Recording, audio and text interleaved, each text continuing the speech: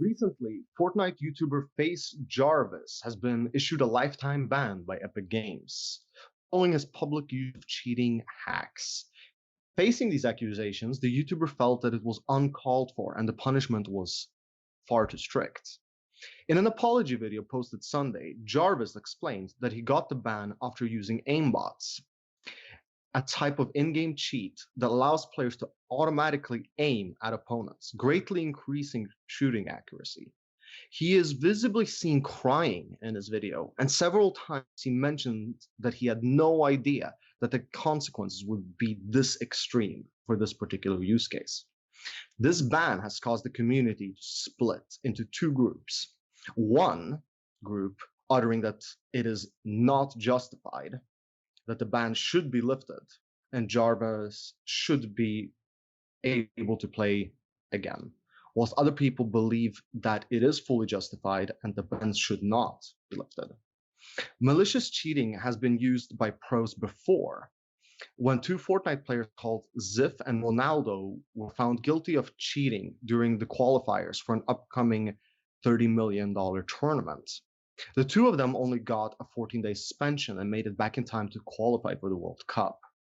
Certain notable creators have given their opinions regarding this matter, among them Ninja, SypherPK, and FaZe Swan. Today we have Shady with us. You haven't been with us for a long time. Are we connected? Are we on the line together? Oh, we are definitely on the line together. I can hear you fine. Excellent. It's been a long time, my friend. So, what's your take on this? Should a game company ban you indefinitely for the first time of using an aimbot, or should they even ban you at all? What's your take on it? And should influencers get special treatment regarding rule breaking? Well, I definitely think that a lifetime for a first-time offense is a bit harsh. That's, I mean, he was making a content for his viewers, and that's completely fine. But still, the fundamentals of cheating is still cheating. You cannot pull off a cheat in a competitive game and expect to get away with it. And that's kind of leaving us to where we're at right now, with the discussion being whether it's justified with a lifetime or if it's too strict. And in my opinion, it is completely justified. Uh, while I still agree that it is a bit harsh, I think that Epic Games is really setting their foot down. They learned from the experience with the two players in the tournament when they got a 14 days ban, made it back, and then even earned prize money for completing the tournament. So yeah, I definitely think as long as it's in the TOS, it is completely justifiable. But given the fact he's an influencer, he is responsible for bringing so many people of the community together. He's also known to bring new people that haven't played the game before into the community.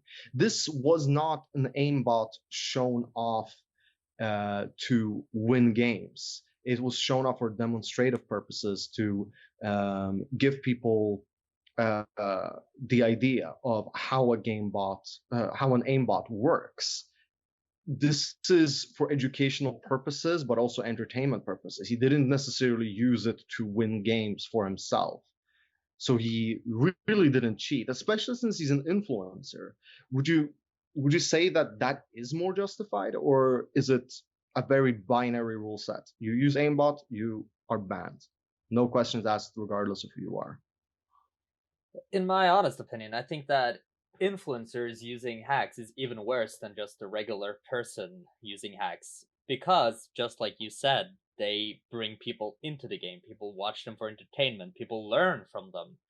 And using hacks is sort of like encouraging your viewers, telling them that, hey, this is really fun. Look, I headshotted this guy even though my back was turned to him. And a lot of Fortnite players are young. They're notably young. And they might see that as an opportunity to actually try these hacks themselves. So I think that content creators, more than anyone else, should be more careful when it comes to hacking and going against the terms of service. So I think it's completely justified. Cheating is cheating at the end of the day and should be punished. But the question at hand is really that Epic Games needs to put up their standards. Like, what are the bans? Is it going to be a 14 day or is it going to be a lifetime? And it should always be the same. They cannot give somebody a 14 days ban and then give somebody a lifetime. That's the issue here, in my opinion. Now, I'm not very well versed in Fortnite, but Xxif and Ronaldo, here in the article, it mentions that they were banned for 14 days. Was there a particular reason for why their ban was shorter? Do you know that? The exact reasons why they only got 14 days is unknown to me, but as a League of Legends player, I know for a fact that the first time you get banned in League of Legends, whether it be for hacking or being toxic in general, it is also a 14-day suspension, and that's across the line, everyone. So it doesn't matter if you're a pro or you're a casual. It's always a 14 days first, and then you get the lifetime if you break the rules again. So Riot Games has a very clear guideline. It's 14 days, then it's lifetime. While Epic Games is sort of like throwing it out there. You might get a lifetime, you might get a 14-day suspension, but again, at the end of the day, cheating is cheating and is punishable. Epic Games just needs to really emphasize what the bans are for the different breaks or breakings. And would you say that you believe that a 14-day ban is a smarter choice? Because I remember that RuneScape, a game I have personally been banned in for using macros. Now this is way in the past, but I used a software called Auto Talker. Now they've implemented the game, so you can just click it on and it's gonna spam a particular message into the chat. It's already built into the game. But back in the days, people used other types of software that would type things in for you. I got suspended for, I believe it was 48 hours for using that. It says macro. It says that I was using software that wasn't permissible by the game terms of service. However, they make very clear distinctions of how long your duration will be depending on the severity of the macro. So if you are one of those people that use a bot to just AFK farm skills, you wake up 3 days later because you go into a coma, and then you wake up 3 days later and notice, oh my god, I have like 20 million gold of doing nothing, just having my computer on. That oftentimes actually does lead to a permanent ban. Would you say that the severity isn't so much whether you use the aimbot, but how you use it? This was for demonstrative purposes, so the world gets educated that these software tools exist. So I believe that's why the lifetime ban was justified. Because if I remember correctly, I read up on this a little bit a while ago. Xxif and Ronaldo, they were using it for sort of more private use. So maybe a 14-day ban is justified for that particular reason. But if you're educating the entire world about, hey, these tools exist, maybe a lifetime ban is better. I mean, each use case is different. It's the same thing with prisons, right? If you commit a crime, depending on the severity of the crime, even though the crime in essence is the same, the punishment can be far different. Do you believe really that the best choice, the best course of action would be to make it the same across the board for aimbots in particular? I think when it comes to malicious hacking, it should really be, they should really have a standard guideline. There shouldn't be like a 14-day for someone and then a lifetime for anyone else. In the case of Xxif and Ronaldo, they actually used it in a tournament. So they were playing with a 3 million prize money pool. And they used these hacks, obviously, to get the edge and win. So it's, in this very case, it's actually worse, which is why this outrage is also a thing, because how they could they get away? Disqualified? They weren't. They just got a 14-day suspension, and they were back in time to actually qualify for the finals, and they won $50,000 off of it. So it is awful, yes, indeed, and it's sort of like a split message being sent from Epic Games that kind of this favorism. We favor some people more than others, but you can also look at it as Epic Games literally learned the lesson. There was another outrage. People were angry. Why did they only get 14 days when they could win potentially huge amounts of money? And they put their foot down. But I've actually gone through their TOS for both Fortnite and the Epic Games TOS, and they do not mention any or how many days you get banned for certain stuff, which they really should do. It should be a clear guideline. We can also see Jarvis mentioning this, like, I didn't know how severe this was gonna be. He probably expected something to happen, like let's say a 14 days ban, and that would probably be fine. It doesn't end the man's career, but he did not expect the lifetime. And again, it's not written anywhere by Epic Games. I'm not taking Jarvis into defense here. I watched through the entire video. He's visibly seen crying, as mentioned before, and to me, those tears are just crocodile tears. The video is really, really heavily edited. You can see the cuts pretty much all the time. And I really think that if he just wanted to make his point across, he would cut out the crying. But he chose to have it in the video. And he chose to have it when he's talking about his personal feelings towards the case. So to me, that's just even worse. It's sort of like, look at me, I'm sad, I'm crying, empathize with me, please. Yeah. Yeah, it's sort of like trying to get yourself out of a sticky situation by using emotions. He has a huge following base, 2 million subscribers on YouTube, I believe. Well, that's a lot.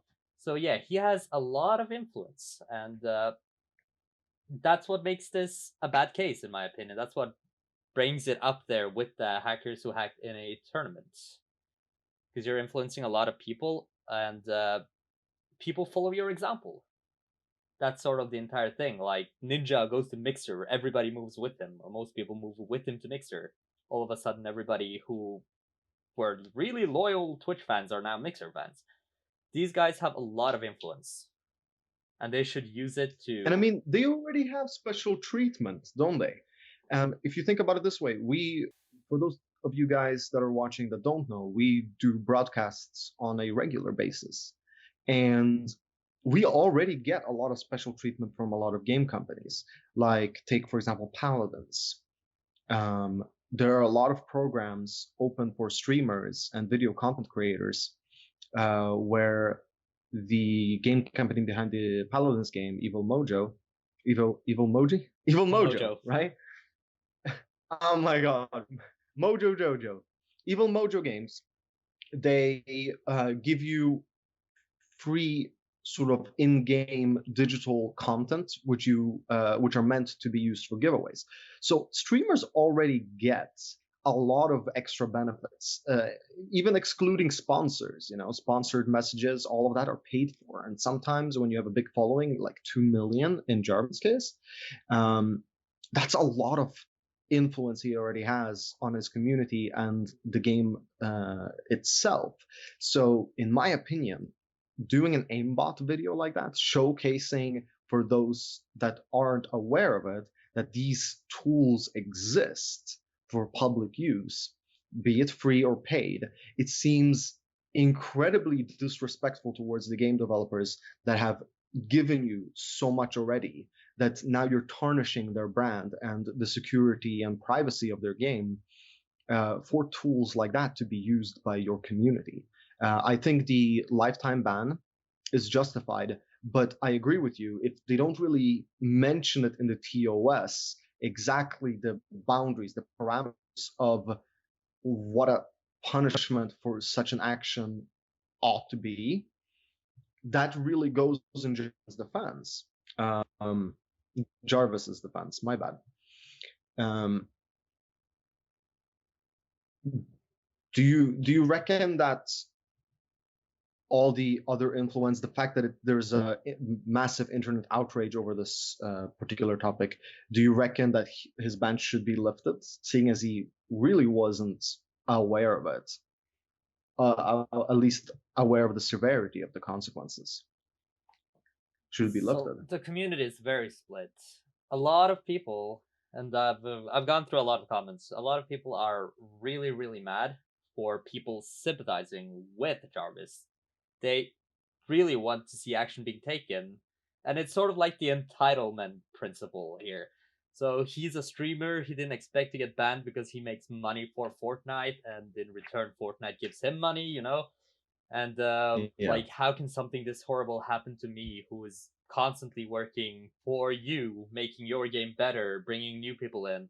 And I think that is also why the outrage is so big when it's towards him, because people are tired of this crap. They're tired of people being treated differently just because they are influencers or content creators. So the spectrum here is really large. You also have the people defending him, amongst them Ninja, who thinks that a ban is in its place, but lifetime is really, really too strict. And it ruins his career because he makes a living out of making Fortnite videos. He makes a living out of pushing out this content. Without this content, and believe me, I've actually been paying attention on platforms like Twitch. When a Fortnite streamer starts streaming something else, their viewers drop like crazy, whether that be Ninja, SypherPK, or whoever. So it could actually be a huge blow for Jarvis. But him bringing up the fact that he didn't know the consequences, that just worries me. It's like a chess player playing in a tournament and then moving the enemy pieces every time the enemy looks away and expecting to get away with it. Well, tournament official, I had no idea that I would get banned from this tournament and banned from playing chess at all.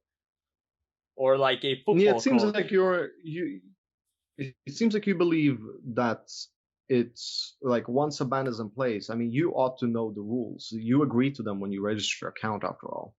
You have read them, right? I don't think this is really an excuse that he's making. He's just firing blind shots, hoping that he's going to get some pity points and the ban is reversed. But I do not believe for a second that he was unaware of the consequences. Yeah, exactly. That is the point I want to raise. And this is why, even though it sounds kind of like I'm contradicting myself, I believe the lifetime is 100% justified. Though, in my personal opinion, I find lifetime to be a bit too strict. But yes, this is the All right. exact reason why I find the lifetime ban to be justified and why I wouldn't like stand up for Jarvis in this particular case. Because especially as a pro player, he should already know. He's in the FaZe clan. He should definitely know the rules. If you don't know the rules of the games you're playing and you're a pro, then there's something wrong. Obviously, knowing every single rule is kind of hard because there's a lot, and nobody literally reads through the entire thing just to make sure they don't like do something bad. That's never gonna happen. I haven't read all the terms for League of Legends. I'm not even a pro in League of Legends. I've read some of them. I've read the most important ones, like what happens if you cheat, what happens if you hack, what can I expect. And when it comes to those rules, you should definitely read them, especially if you're someone like Jarvis with 2 million subscribers or 1 million, I can't remember. He should know. This is what makes me really mad when it comes to this case. How he can sit there on camera and literally tell people that I didn't know this would be the consequence. How could you not know that this would be the consequences? You have 2 million people in your hands, and every single day you get more people in watching you, adoring you, finding your content awesome, wanting to try out the stuff you do. And this is your defense. I did not know the severity. You should have known. That's your fault. Exactly. I mean, this is a topic for another video about terms of conditions, terms of use, terms of service. Um, this has been a rather hot topic across the board on YouTube recently. Should you expect people to read through hundreds at times, hundreds and hundreds of pages of legal documentation that you need good education for? If you know how to read, that doesn't even get you through one of these documents because they're very complex. They often have very, very legal language. Can you expect and like should people feel like they're forced to agree to something that they don't really know what they're agreeing to? This topic and much, much more we'll cover in later videos, of course, but we would actually like to hear from you guys, our community, because we're streamers. One thing that we do is every time we're given a contract, be it to beta test a game or to make a sponsored deal, we all obviously read through the parameters out of respect for the deal at hand. We don't want to fall out of the parameters to cut ties with people, with ad networks. But at the same time, do we have time to really make bullet points, note down, and try to condense all of this information? I don't know. Concerning this ban on Jarvis, what's your guys' opinion? Is the lifetime ban justified? Should it be lifted? What can the community do? Should the community have the rights to change the parameters of this ban? All of your opinions are very important to us because we're trying to piece this together ourselves. As you guys can see, we're very split on this topic. Maybe the ban shouldn't be lifted immediately. Maybe it should just be changed in duration. We don't know. What do you guys think? Leave a comment down below and let us know. And also, if you've enjoyed this little discussion video, so to say, if you like this format, give us a like. We'll be able to much better tell if this is well received. And if you want to see more content in the future, subscribe to our YouTube channel. We also have a Twitch and Mixer channel where we live stream on a weekly basis. So if you want to continue this discussion on one of our live streams, you're more than welcome to join in during the weekends. Shady, is there any final points that you'd like to add? No, not really. Again, we really love your input, so do tell us in the comments what you think. We read everything and we try to reply to everything. With that being said, I'm Shady. That is Dashi. I'm Dashi. And we are kids again. Pleasure. See you guys later.